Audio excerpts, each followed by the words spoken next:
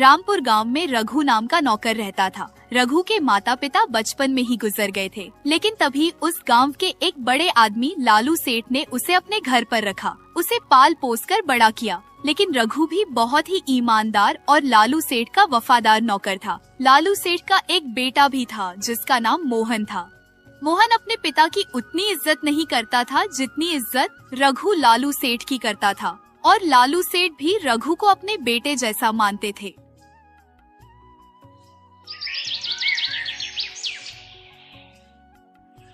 अरे रघु, अब तो तुम बहुत बड़े हो गए हो और अब मुझे ऐसा लगता है कि तुम अपनी शादी कर लो और अपना जीवन अच्छे से व्यतीत करो। अरे मालिक, इतनी भी जल्दी क्या है? शादी करने की अभी तो काफी समय पड़ा हुआ है, तब शादी कर लूंगा। अरे देखो रघु, काफी समय पड़ा है, उसे पड़ा रहने दो, क्योंकि मैं अपने जीते जी तुम्हारी शादी देखना चाहता हूं। और तुम तो जानते हो कि मोहन कितना बेहुदा इंसान है जो नाराज हो जाता है तो फिर न जाने वह क्या क्या कर देता है। इसीलिए मैं चाहता हूं कि तुम्हारी शादी मेरी आंखों के सामने हो जाए। अच्छा मालिक, ठीक है, आप जैसा कहीं। अरे आप तो मेरे पिता समान हैं, क्योंकि बचपन से अपने ही मुझे पाल पोस कर बड़ा किया है। और जो लोग कहते हैं कि तू लालू सेठ का नौकर है, तो मालिक मुझे बहुत गुस्सा लगता है, क्योंकि आप मेरे पिता समान हैं। तो मैं अपने पिता की मदद कर रहा हूँ, अपने पिता की सेवा कर रहा हूँ बस। और मुझे नौकर होने का कोई दुख नहीं है, बस मुझे आप मिल गए। शायद ऐसे किसी को कोई नहीं मिलता। अच्छा ठीक है बेटा, लेकिन पहले तो मुझे ये बता कि मैं तेरे लिए कोई लड़की देखूं। क्या ऐसा तो नहीं है कि तूने कोई लड़की देख रखी है?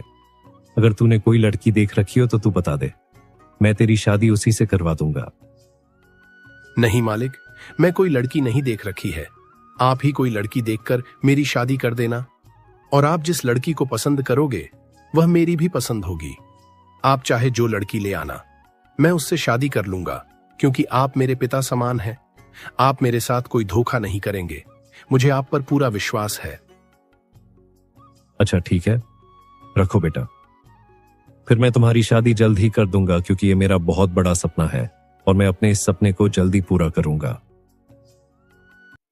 लालू सेठ और रघु की यह सभी बातें लालू सेठ का बेटा मोहन एक कमरे में खड़े होकर सुन रहा था। उन दोनों की बातें सुनकर उसे अपने पिताजी पर बहुत गुस्सा आता है।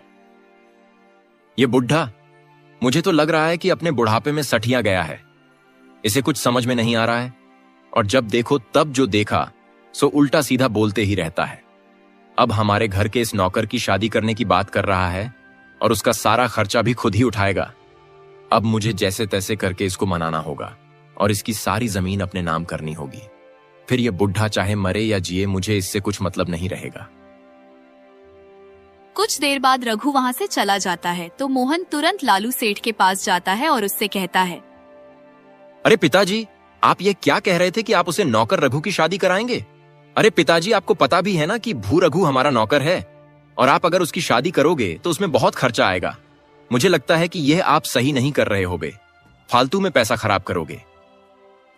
अच्छा, तो अब तुम मुझे बताओगे कि सही क्या है और गलत क्या है? अरे मोहन, मुझे सब मालूम है कि क्या सही है और क्या गलत है। मैं रघु को अपने बेटे के समान यानी तुम्हारे सामान मानता हूं, और मानूंगा भी, क्यों नहीं, क्योंकि मैंने उसे बचपन से पाला है और अब वह मेरी सेवा करता है। बस इसी खुशी में मैं उसकी शादी करना चाहता हूं। अरे पिताजी, आपका दिमाग तो ठीक है ना? आप उसकी तुलना मेरे से कर रहे हो। अरे मैं आपका सगा बेटा हूं और वह कहां नौकर। अरे वह अपना थोड़ी ना है, मैं तो बस आपका अपना हूं और आपका ही बेटा रहूंगा। तो आप मेरी तुलना उससे कैसे कर सकते हो? अरे अच्छे और बुरे समय में मैं आपका साथ दूंगा, वह थोड़ी ना देगा। अरे मेरे सामने तुम अपने और पराये का ज्ञान मत दो। अरे तुम मेरे बेटे जरूर हो, लेकिन मैं बहुत दुखी हूं कि तुम मेरे बेटे हो, क्योंकि बुरे समय में तुमने मेरा साथ नहीं दिया है। जब मैं बीमार था तो तुम बाहर टहलने के लिए चले गए थे, लेकिन रघु ने एक अच्छे और सच्चे बेटे की तरह मेरी सेवा की और समय पर मुझे दवाई खिलाई, समय पर मुझे खाना भी बना कर दिया। तो इसमें तुम्हारा कोई हक नहीं बनता कि मैं क्या कर रहा हूं और सही कर रहा हूं या गलत कर रहा हूं।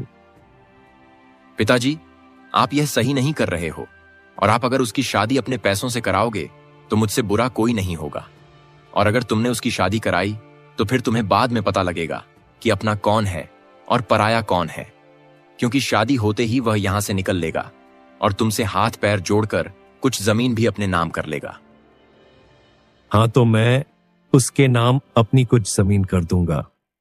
आखिर में उसे अपना बेटा मानता हूं, और जैसा तुम कह रहे हो वैसा मेरा रघु नहीं हो सकता, क्योंकि वह मेरा नौकर जरूर है, लेकिन वफादार नौकर है। मैं उसकी शादी जरूर करूंगा, और अब तू यहां से निकाल ले, मेरा दिमाग खराब हो गया है। अपने पिता की ऐसी बात सुनकर मोहन बौखला जाता है और गुस्से में पैर पटकता हुआ चला जाता है।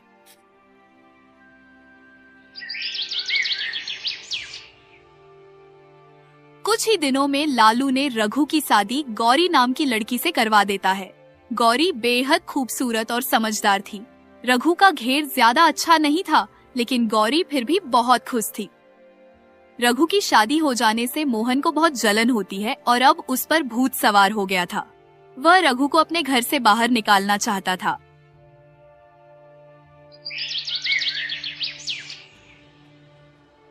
गौरी, सच में तुम बहुत नेक और अच्छी दिल की औरत हो। मैं तुम्हें पाकर बहुत खुश हूं, और यह सब मालिक की बदौलत ही हो पाया है। मालिक मेरे लिए मेरे भगवान से काम नहीं है। उन्होंने बचपन से आज तक न जाने मेरे साथ कितने अच्छे काम किए हैं। और गौरी, तुम भी याद रखना, अगर मालिक कभी भी हमारे घर पर आए तो तुम उनके अच्छे से सम्मान करना। बस उन्हें हम लोग अपने भगवान की तरह मानेंगे। अरे, आप उस बात की चिंता क्यों कर रहे हो? अरे, उनकी अच्छाइयों को देखकर मैं बहुत खुश। अरे, सच में लालू काका बहुत अच्छे इंसान है, तो मैं उनका अच्छे से सम्मान करूंगी और उन्हें चाय नाश्ता खाना खिलाऊंगी। इधर लालू सेठ का बेटा बहुत गुस्से में होता है और उसे कोई पैसों की जरूरत नहीं होती है, लेकिन फिर भी वह पिताजी से पैसों की मांग करता है। पिताजी, मुझे 20,000 रुपए की जरूरत है, और आप मुझे वह 20,000 रुपए तुरंत दे दो। मैं अभी जा रहा हूं। देखो मोहन, अभी मेरे पास रुपए नहीं है, और जब मेरे पास 20,000 रुपए हो जाएंगे तो मैं तुम्हें अपने आप दे दूंगा। ठीक है, अब तुम जो जहां जाना चाहते थे। अच्छा, तो मुझे देने के लिए तुम्हारे पास पैसे नहीं हैं, और उस नौकर की शादी कर दी। वह क्या बिन पैसे से हो गई है? तुमने उसकी शादी में न जाने कितने पैसे बर्बाद किए होंगे, और अगर आज तुम वही पैसे मुझे दे देते तो मैं तुमसे खुश हो जाता। लेकिन तुम तो मुझे नहीं, उसे अपना बेटा मानते हो और मुझे नौकर समझते हो। ऐसी बात है ना? अरे, मैं तुम्हें अच्छी तरह से जानता हूं। तुम मुझे पैसे नहीं देना चाहते हो और मुझे बहाना कर देते हो। हाँ, ये बात सच है कि मैं तुम्हें पैसे नहीं देना चाहता। और रही बात रघु की शादी करने की, तो सुन, मैं कहीं पैसे बर्बाद नहीं किए हैं। मैंने उस बेचारे की शादी कर दी है ताकि उसकी जिंदगी संभल जाए, और देख, अब उसकी जिंदगी संभल रही है। दोनों पति पत्नी मिलजुल कर रहे हैं। लेकिन अगर वही पैसे मैं तुझे दे देता तो तू अपने यार दोस्तों के साथ जाकर या तो दारू पी लेता या फिर कहीं नाचने वाली औरतों पर उड़ा देता, और मेरे पास पैसे बर्बाद करने के लिए नहीं है। अरे, मैंने अपनी मेहनत से पैसे कमाए हैं, तो मुझे पता चलता है कि मेहनत करना क्या चीज होता है। अरे, तू तो पड़े पड़े घर में खाता रहता है, तो तू क्या जाने पैसों की कीमत। देखो पिताजी, मैं तुमसे सिर्फ और सिर्फ पैसे मांगे हैं। मुझे ज्ञान देने की कोशिश मत करो। और क्या कह रहे हो कि मुझे पैसों की कीमत नहीं मालूम? अरे, मुझे सब पैसों की कीमत मालूम है। हाँ, मैं सच कह रहा हूं, तुझे पैसों की कीमत नहीं मालूम। अरे, पैसों की कीमत उस मजदूर से पूछ जो पूरे दिन मेहनत करता है, लेकिन उसे पैसे कितने मिलते हैं? 250 या 300, बता। इन पैसों से वह क्या क्या खरीदेगा और कैसे अपना घर चलाएगा? अरे, मुझे तो लगता है तुझे समझाने से तुझ पर कोई असर नहीं पड़ेगा। तुझे समझाना ऐसा है कि बैंगन के ऊपर पानी डालो तो पानी रुकेगा ही नहीं, और तुझे मैं जो भी समझाऊंगा तुझे तो समझ में आएगा नहीं, क्योंकि तू तो है बैंगन। अच्छा देख, तू हर समय मेरा दिमाग मत खाया कर। अब तो यहां से जा, मुझे तेरे से बात ही नहीं करनी है। तू जा रे बाबा। अब मुझे इस रघु का कुछ ना कुछ तो करना ही पड़ेगा, क्योंकि अगर यह मेरे घर में रहेगा तो मेरा बाप मनहूस घर का सारा पैसा इसी पर लुटा देगा और मुझे कुछ भी नहीं मिलेगा। अरे कैसे भी करके एक बार मेरे नाम ये धन संपत्ति हो जाए तो मैं इस बुढ़े को भी घर से निकाल दूंगा और फिर अकेले रहूंगा। इसने बहुत तंग किया है मुझे।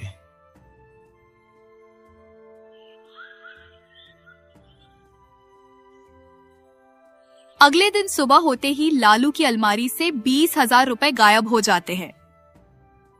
हे भगवान, ये क्या हो गया? मेरे 20,000 रुपए कहाँ गए? कौन उन्हें चुरा ले गया? अरे मेरे बहुत मेहनत के पैसे रखे हुए थे, अब क्या होगा? लालू के चिल्लाने की आवाज सुनकर मोहन तुरंत उनके पास जाता है और उनसे कहता है, क्या हुआ पिताजी? आप इतनी सुबह सुबह क्यों चिल्ला रहे हो? अरे मोहन बेटा, मेरे 20,000 रुपए अलमारी में रखे हुए थे और वह मेरे 20,000 रुपए किसी ने चुरा लिए। वह मैंने किसी काम के लिए रखे थे। मैंने क्या कहा था कि रघु की शादी मत करो, लेकिन तुमने मेरी बात नहीं मानी और उस रघु की शादी कर दी। और अब खुद ही देख लो कि घर में चोरी होने लगी और मुझे पूरा विश्वास है कि यह चोरी रघु ने ही की होगी, क्योंकि वह तो इस जमीन ज्यादा को हड़पने ही चाहता था। मोहन जवान, संभाल कर बात करो। अरे मेरा रघु ऐसा नहीं हो सकता। मैं उसे बचपन से पाला है, तो वह मेरे साथ धोखा नहीं कर सकता और मुझे उस पर पूरा विश्वास है, क्योंकि वह मेरा वफादार है। वह ऐसी गंदी हरकत नहीं कर सकता। ओह, तो तुम्हें उस पर इतना ही विश्वास है ना? तो ऐसा करो कि तुम उसके घर की तलाशी ले लो। देखो कि तुम्हारे रुपए उसके घर में निकलते हैं या नहीं, कि सिर्फ अपनी ही बात करते रहते हो कि वह तुम्हारा वफादार है। हाँ रघु, ऐसा नहीं हो सकता। मुझे उस पर पूरा विश्वास है। और रही बात घर की तलाशी की, तो मेरी एक शर्त है कि पहले मैं तुम्हारे कमरे की तलाशी लूंगा, और अगर तुम्हारे कमरे में पैसे निकल आए तो तुम्हारी खैर नहीं, और फिर तुम मेरे रघु के घर की तलाशी लेना। ठीक है? क्या तुम्हें यह बात मंजूर है? हाँ पिताजी, क्यों नहीं। मुझे आपकी सारी शर्तें मंजूर हैं, क्योंकि मैं आपके पैसे देखे तक नहीं, और मुझे यह विश्वास है कि वह पैसे रघु के घर में ही निकलेंगे। अच्छा तो चलो, आप मेरे कमरे की तलाशी ले लो चलकर। फिर लालू अपने बेटे के कमरे की तलाशी लेता है, लेकिन वहाँ कुछ नहीं निकलता। अपने तलाशी ले ली ना पिताजी? अब देखो मेरे कमरे में तो कोई पैसे नहीं निकले। आप चलो, तुम्हारे लाडले रघु के घर में भी तलाशी लेकर देखता हूं, शायद वहां पैसे मिल जाए। हाँ चलो, अब रघु के घर की तलाशी लेते हैं, फिर पता चल जाएगा कि पैसे किसने चुराए हैं।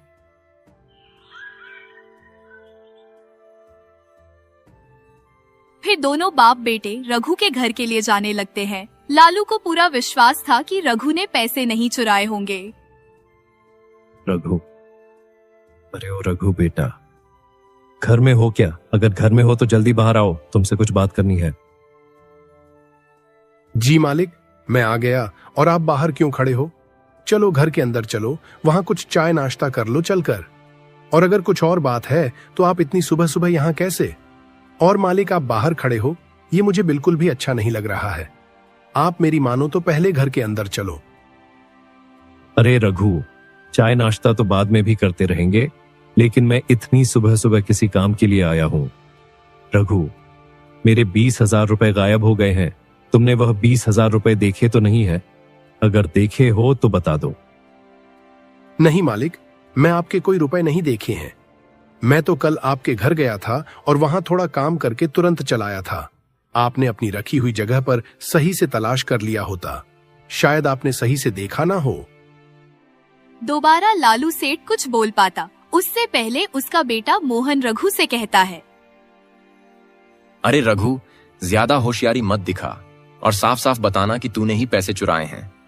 क्यों पिताजी से झूठ बोल रहा है? अरे मुझे पहले ही तुझ पर शक था कि तेरी शादी हो जाने के बाद मेरे घर में कुछ न कुछ अनहोनी तो होनी ही है, और जिसका डर था वही हुआ। अपने ऊपर झूठा इल्जाम लगाता देख रघु के पैरों तले जमीन खिसक जाती है और उसकी रूह कांप जाती है, क्योंकि वह सब नौकरों की तरह नहीं था। वह बहुत ही ईमानदार और वफादार था। मोहन के मुंह से ऐसी बात सुनकर उसके दिल को बहुत ज्यादा ठेस लगती है और वह हाथ जोड़कर लालू सेठ से कहता है, मालिक, यह मुझ पर झूठा इल्जाम क्यों लगा रहे हैं? मालिक, आप मेरी बात को समझिए। मैं आपके घर में कोई चोरी नहीं की है। मालिक, मैं आपको अपने पिता समान मानता हूं, फिर मैं अपने पिता के साथ धोखा कैसे कर सकता हूं? बेटा रघु, मुझे भी विश्वास नहीं हो रहा है कि तुमने मेरे पैसे चुराए होंगे। रघु, मेरे बेटे को तुम पर शक है, लेकिन मुझे तुम पर जरा भी शक नहीं है, क्योंकि मैंने तुम्हें बचपन से पाला हूं और मैं तुम्हें अच्छी तरह से जानता हूं कि तुम ऐसी गंदी हरकत नहीं कर सकते। अरे, चाहे बचपन से पाला हो, ये गोद लेकर पाला हो, लेकिन पैसों के लिए आदमी इस हद तक भी गिर जाता है। और अगर तुमने मेरे पिताजी के पैसे नहीं चुराए हैं तो तुम अपने घर की तलाशी मुझे लेने दो। अगर तुम्हारे घर में पैसे नहीं निकले तो कोई बात नहीं। रघु ने लालू सेठ के पैसे नहीं चुराए थे, इसलिए उसे पूरा विश्वास था कि उसके घर में कोई पैसे नहीं निकलेंगे। बस इसीलिए वह मोहन को अपने घर में जाने की अनुमति दे देता है। हाँ मोहन जी, मुझे कोई चिंता नहीं है। आप मेरे घर में जाकर जहां चाहे वहां तलाशी ले लो।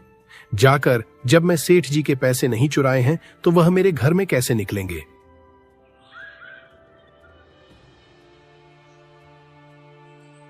फिर मोहन 20,000 रुपए की पोटली लेकर उनके सामने खड़ा होता है और रघु से कहता है, क्यों रघु, अब यह पैसे कहां से आए?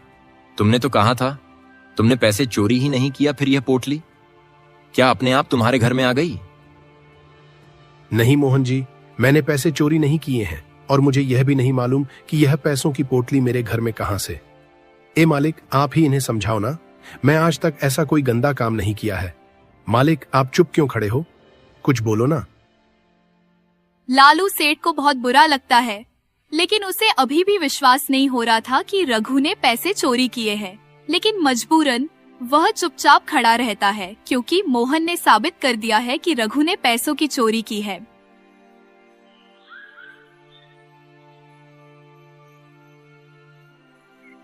अगले दिन सुबह होते ही रघु मालिक से मिलने के लिए जाता है, लेकिन तभी वहाँ मोहन मिल जाता है। क्या काम है तुम्हारा, और अब तुम यहाँ क्या करने के लिए आए हो? अरे, पिताजी के 20,000 रुपए चोरी करके तुम्हारा पेट नहीं भरा क्या, जो फिर से इस घर में आने की कोशिश कर रहे हो? नहीं मोहन जी, मैंने वह 20,000 रुपए चोरी नहीं किए थे। वह मुझे नहीं मालूम कि मेरे घर में कैसे आए थे। लेकिन अब मैं सिर्फ मालिक से मिलना चाहता हूं, तो आप उन्हें यहां बुला दीजिए। अरे, तेरा दिमाग तो ठीक है ना? तू एक का क्या रहा है, तो पिताजी से मिलना चाहता है। अरे, तो यहां से चला जा।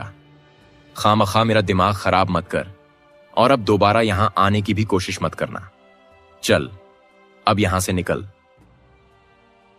लालू सेठ बालकनी में खड़ा होकर सब कुछ देख रहा था।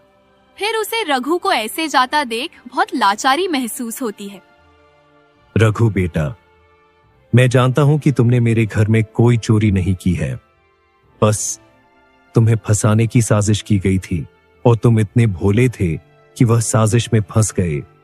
लेकिन तुम चिंता मत करो, मैं तुम्हें जल्द ही अपने घर फिर से ले आऊंगा और ये गलत करने वालों को सजा दूंगा।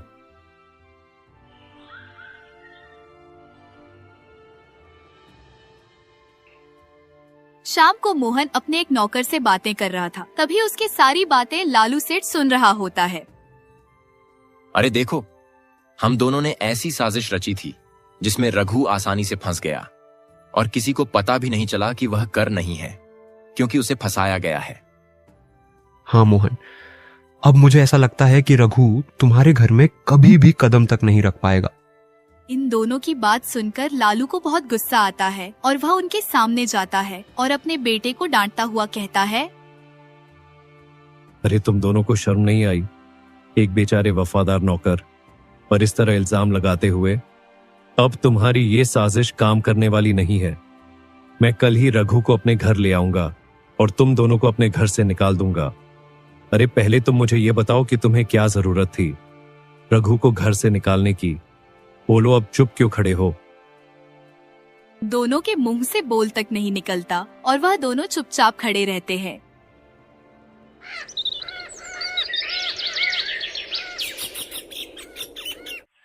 अगले दिन सुबह होते ही लालू सेठ दोनों को धक्के मारकर घर से निकाल देता है।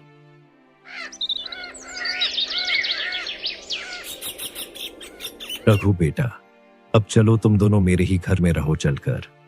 और वो चोरी वाली बात थी। मैं जानता था बेटा कि तुम कर नहीं हो सकते, और मैं विश्वास नहीं किया था, लेकिन उस समय मैं भी मजबूर था, क्योंकि मोहन ने मेरे सामने तुम्हें चोर साबित कर दिया था। और बेटा, आप सब ठीक है, बस तुम दोनों मेरे घर में रहो। चलकर मैं उन दोनों को घर से बाहर निकाल दिया है। लेकिन मालिक, आपने उन्हें घर से क्यों निकाल दिया? बेटा, वह खाने के लिए मेरा बेटा था, लेकिन सच में मुझे तो तुम मेरे बेटे लग रहे हो, और उन दोनों ने तुम्हारे साथ धोखा किया था, इसलिए मैंने उन्हें निकाल दिया। अब चलो। फिर तीनों लोग लालू सेठ के घर में रहने लगते हैं और इस तरह रघु वफादार नौकर था। दोस्तों, आपको मेरी यह कहानी कैसी लगी, कृपया आप लोग कमेंट बॉक्स में जरूर बताना।